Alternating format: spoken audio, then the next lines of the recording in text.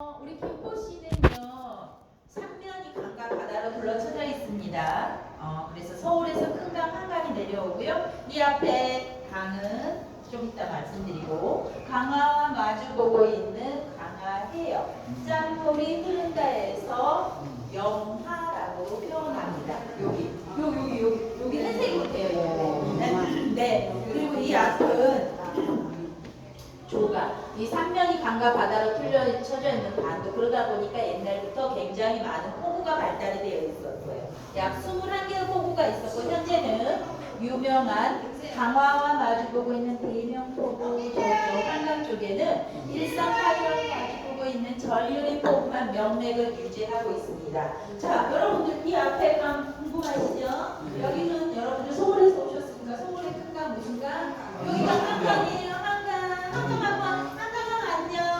한강이 흘러서 내려오고요. 이쪽에서 임진강이 흘러서 내려와요. 한강, 임진강 두 강이 만납니다. 양평에 가면 뭐가 있어요? 양평만 있는 게 아니에요. 우리 김포도 한강, 임진강 두 강이 만나는 두불머리. 그래서 새로운 바다가 시작되는 시조, 원조, 할아버지조, 강중의 으뜸조에서 이 앞을 조강이라고 하죠. 이 조강은 사실 옛날부터 어마어마한 강이었어요. 삼국시대 때 한강유역, 조강유역 차지하는 나라가 전성기에 들어가고요. 고려시대 때는 한양 대성에서 실은 물건들을 가지고 조강유역을 따라 서해 바다 쭉 11시 방향 물길 보이시죠? 오른쪽으로 꺾어지면 예성강 줄기에 고려시대 때 국제무역항 묘가 있어요. 경남도. 그래서 고려 아라비아 송나라 일부 상인들이 만나서 자기네 물건들을 자랑질하게 되죠. 우리 고려의 가장 특산물이 바로 뭐였어요? 인삼. 고려 인삼장. 코리아로 이름 날리거든요. 조선시대 때는요, 전라도 경상도 충청도에서 좋은 선이 이렇게 물건 싣는 데들이 이 중앙유역을 따라서 한강다가 한양으로 들어가요. 임진강 따라 개성으로 들어갑니다. 다시 실은 물건 조강 따라서 서해 바다를 통해서 내려가고 위로 올라가고 수로의 중심, 그야말로 물류의 중심이 이 조강유역이었어요. 특히 조선시대 때 세금을 세금이 있어요. 그 당시 세금은 뭐였어요? 혹시 그런 거였죠. 그 세운선이 이 조강유역을 따라 한강과 한양으로. 그러니까 하루에 배가 많게는 한번 상상해 보세요. 몇 척이나 다녔을 거예요. 지금의 인천 평택항 같은 곳이 조강유역이었어요. 배들은 밀물 타고 올라가고 썰물 타고 내려갔어요. 인천척이 오고 가는 곳이 이 바로 조강유역입니다. 네. 그리고 물개를 못 맞춘 배들은 잠깐 포구에 머물러야겠죠. 휴게소 같은 데 들어가야 되죠. 우리 자동차 운전하다 보면. 그러면 배고프면 밥 먹어요. 작년에 시장 가요. 또 밤이에요. 숙박해야겠죠. 상업의 중심이 바로 이 조강유역의 조강 포구였어요.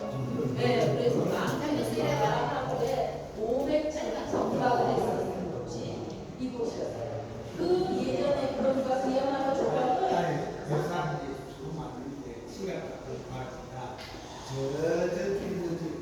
그 집은 북한이죠. 이제 그런 게 아니에요. 아니 조강 전망대잖아요. 그러니까 그거 뒤에가 다 들으려면 시간 안 돼. 이게 알고 있어요. 그다음에 그 유명한 조강 유역이 전쟁으로 인해서 지금은 아무도 오갈 수 없는 곳이 되어버린 거예요. 그렇지만 53년 정전을 하면서 육지에는 군사 분계선이 생겼고 이 앞에는 군사 분계선이 있어요, 없어요? 없어요. 군사 분계선은 제가 그랬잖아요. 육지에 생겼잖아요. 그러면 53년 7월 27일 정전을 하면서 정전위원회에서 여기를 뭐라고 하냐? 한강이 끝난다. 한강하고 한강의 이름은 알아요. 조강의 이름은 모르고 남북 공동 이용 수역. 남과 북이 서로 합의하며 군인 아니고 민간인 어선들은 평행 가능하다. 단 남쪽 배는 북쪽 100m까지가 갈 수 없고 북쪽 배도 남쪽 100m까지 갈 수 없다라고 되어 있어요. 그런데 현재 다녀요, 못 다녀요? 못 다녀요. 너희 예전에 같이 사이좋게 사용했잖아, 전쟁 전에. 그러니까 남겨둔 거예요. 같이 한번 잘 이용해봐. 그렇지만 남북 간의 관계가 좋지 못해요. 계속해서 물리적인 충돌이 일어납니다. 여기를 가나라는 유엔사는 골치 아프죠. 그러니까 어떻게 해요? 그러려면 너희 아무도 들어가지 마 하고 현재는 막아요. 그래서 DMZ처럼 취급되고 있는 곳이 바로 이 조각유역입니다. 그럼 보신 분들이 많으세요. 여기서 북한까지 최단 거리는 얼마나 될까요? 딱 여의도와 마포를 잇는 다리가 뭐죠? 마포대교 길이가 약 1.4km 정도입니다. 바로 그 마포대교 길이인 1.4km. 차로 가면 2분에서 3분, 걸어가면 넉넉 잡고 25분이면 걸어갈 수 있는 곳이 바로 이 조각 건너편입니다. 그런데 가장 가깝지만 갈 수 없어서 가장 먼 곳이기도 합니다. 자, 지금부터는 너무 저쪽이 궁금하신 것 같아요. 지금 오늘이 안개가 좀 뿌여서 잘 안 보여요. 저기 건물들 보이죠? 저기는 북한이 우리한테 보여주기 위한 선전마을이에요. 저 선전마을은 언제 만들어졌냐? 60년대 말 70년 초에 만들어졌어요. 그 당시 북한의 GDP가 우리보다 좀 높았어요. 그래서 콘크리트를 이용해서 4, 5층 정도 되는 높이의 소형 아파트를 지었어요. 그 다음 우리나라는 어떻게 해요? 새마을 운동하고 경제 개발하면서 현재는 123층 건물을 짓는 세계가 알아주는 나라가 됐지만 북한은 딱 그 60년대 말 70년대에 머물러 버려요.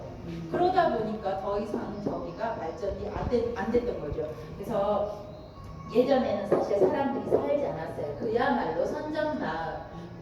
그런데 최근에 사람들이 이주를 해왔어요. 왜냐하면 우리 애기봉 평화생태공원이 개장이 되면서 여기에 많은 사람들이 와요. 그러니까 자기네도 뭔가 보여주기 위한 쇼인지 어쩐지는 모르지만 한 몇 년 전에 300여 명이 이주를 해왔습니다. 밤에는 전력난이 심각하니까 불을 못 켜요. 그런데 우리가 그러면 어떻게 사람이 사는지 알 수 있냐? 낮에 보면 빨래들이 널립니다. 그리고 이제 우리가 여기 작년부터 매주 토요일 마지막 주 토요일 날 야간 개장을 해요. 한번 불을 확 첫 야간 개장할 때 켰어요.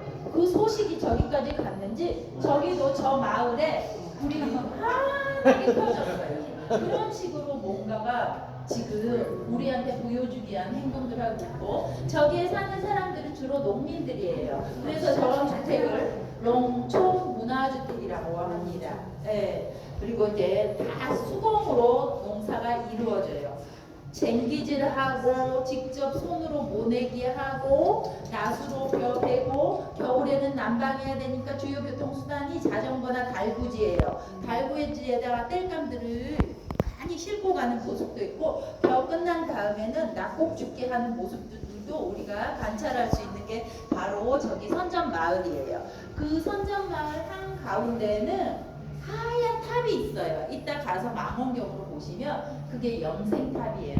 북한은 저렇게 마을마다 영생탑이 있는데 현재 이제 김정은이 돌아가신 할아버지 김일성하고 아버지 김정일을 위해서 돌아가셨지만 영원히 우리와 함께한다라고 신격화시키고 5,000개가 넘어간다고 합니다. 그리고 이제 그 5월 한 중순부터 6월 중순까지 모내기 하는 모습을 우리가 직접 육안으로 또 망원경을 통해서 볼 수 있어요. 그때는 마을 사람들이 한 30여 명이 나와서 같이 직접 모내기 하는데 작년부터 달라진 게 있어요. 거기가 트랙터나 이양기가 없었어요. 그런데 작년부터 트랙터 한 대하고 이양기 한 대가 나와요. 전력난이 심각하니까 그런 기계들을 못 써요.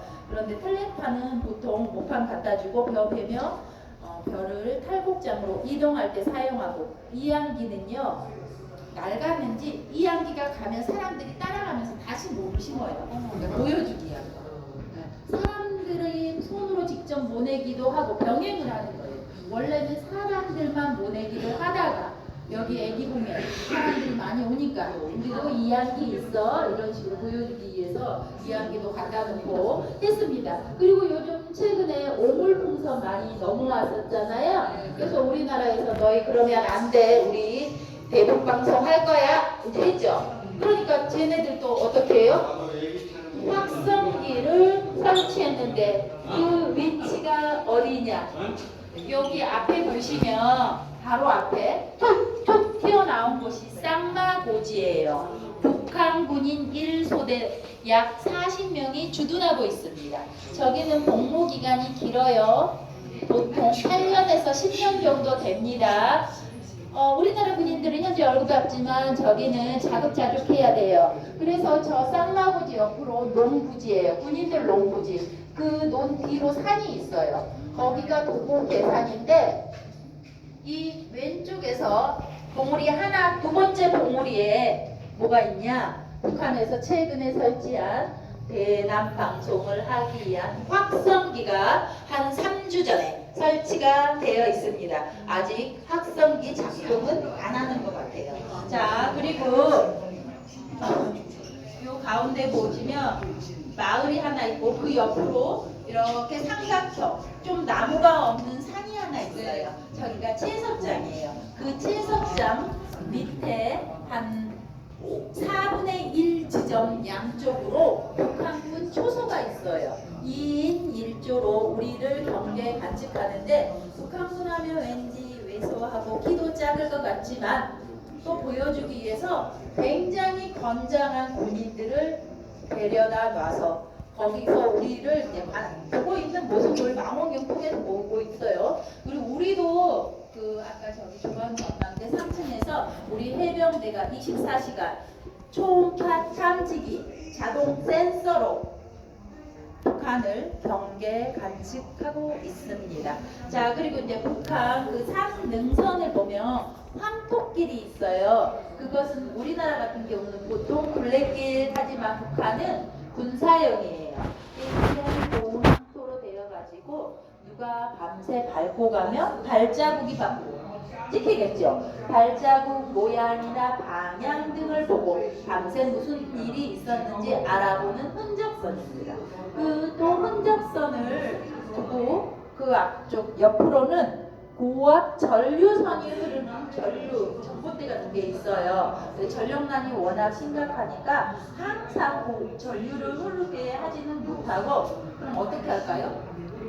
밤에만 또 언제 흐를지 모르게 간헐적으로 흘려보낸다고 합니다. 그리고 이제 저 끝으로 보면 간산포라는 게 있어요. 이제 이 간산포가 거기도 그 반도예요. 반산반도. 한강, 조강, 임진강으로 둘러쳐져 있어요. 거기가 1968년에 김신조 일당이 청와대를 습격하기 위해서 넘어오지요. 거기가 북한의 군인들을 훈련시키는 특수부대가 있다고 합니다. 김신조 일당이 그 간산포에서 훈련을 받고 바로 강 건너 파주 감악선을 통해서 북한산을 통해서 청와대 뒤로 왔어요. 그래서 이제 실패를 하고 우리나라에 그 김신조 일당이 온 이후에 혹시 달라진 세 가지가 있습니다. 그게 바로 뭘까요? 남자들이 군인 갔다 오면 끝난 줄 알았어요. 예비군 훈련 제도가 생겼어요. 한강산 따라서 철책이 없었는데 철책을 이제 물 따라서 또 넘어올 수 있기 때문에 한강 따라서 철책이 만들어져요. 그 다음에 또 무엇이겠냐? 주민등록증이 만들어졌다고 합니다. 자, 그리고 이제 애기봉 하면 가장 여기가 연말 연시만 되면 대형 크리스마스 트리 때 점등식 때문에 갈등과 긴장의 장소였어요.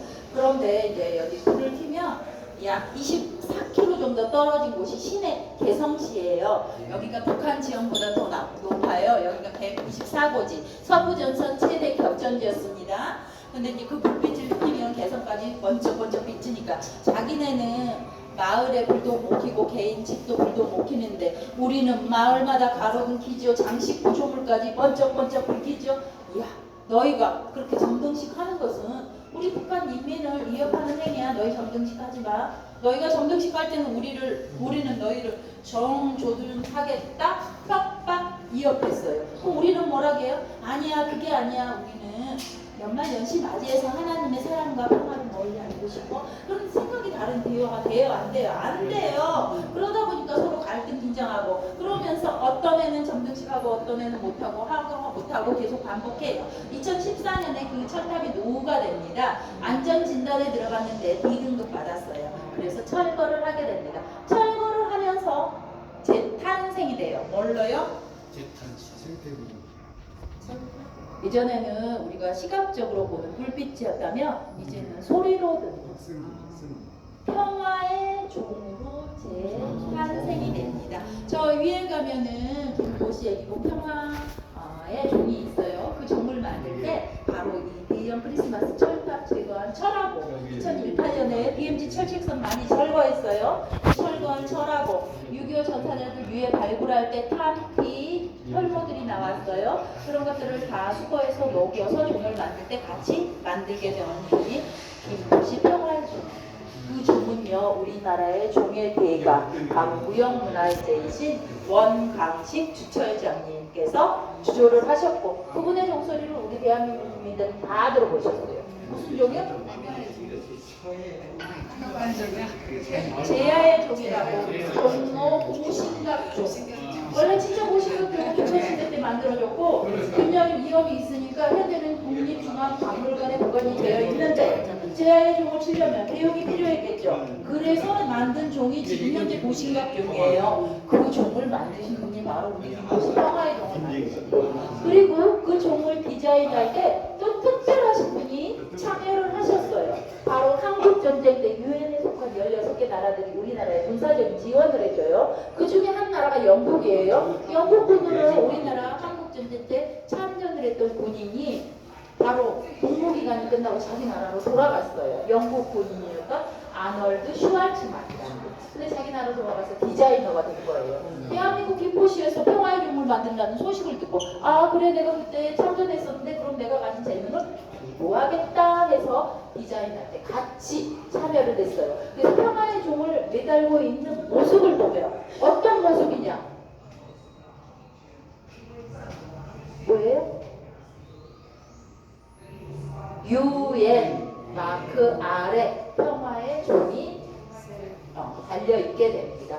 바로 UN이 우리 그 DMZ라든지 이곳 조강 공동 이용 수역을 관할하고 있고 본인이 그 유엔군으로 참전을 했고 그래서 그런 의미를 갖고 있고 그러면 정말 트리는 영원히 사라졌어요? 사라지지 않았어요. 일단 올라가는 데크길이 바로 트리 모양이에요. 지그재그 모양 트리 모양으로 만들어져 있습니다. 그래서 여러분들이 이제 너무 막 시간이 급하다 해서 제가 마음이 급했어요. 아까 막 다른 얘기 하라고 막 화내고 가신 분도 계시고 아주 그것도 듣기 싫으시면 그냥 소개해줄 거예요, 좀 아니요 거기도 가면 해설사가 있습니다. 이따가 나도 11시 반부터 또 해설이 시작됩니다. 그래서 거의 비슷한 내용이고요.